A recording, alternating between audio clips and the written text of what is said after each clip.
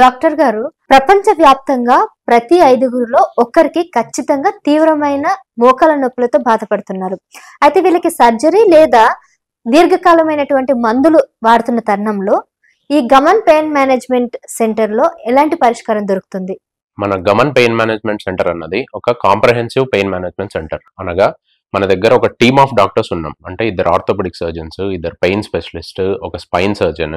So ఒక group of doctors కలిసి పేషెంట్ని ఎగ్జామిన్ చేసి, పేషెంట్ మన దగ్గర రాగానే కావాల్సిన టెస్ట్ చేసి, ఎక్స్రే స్కాన్ చేసి, వాళ్ళకి ఏ స్టేజ్లో ఉన్నారు, వాళ్ళకి వాళ్ళ ఏజ్కి తగ్గట్టు, వాళ్ళ యాక్టివిటీకి తగ్గట్టు ఏ ట్రీట్మెంట్ అవసరం అనేది చేస్తాం.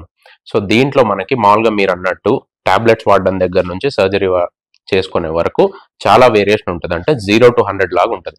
బట్ దీంట్లో టాబ్లెట్స్ వాడే వాళ్ళది చాలా తొందరగానే అక్యూట్గా వచ్చిన వాళ్ళకి, కొంతకాలం నుంచి స్టార్ట్ అయిన వాళ్ళకి పనిచేస్తుంది.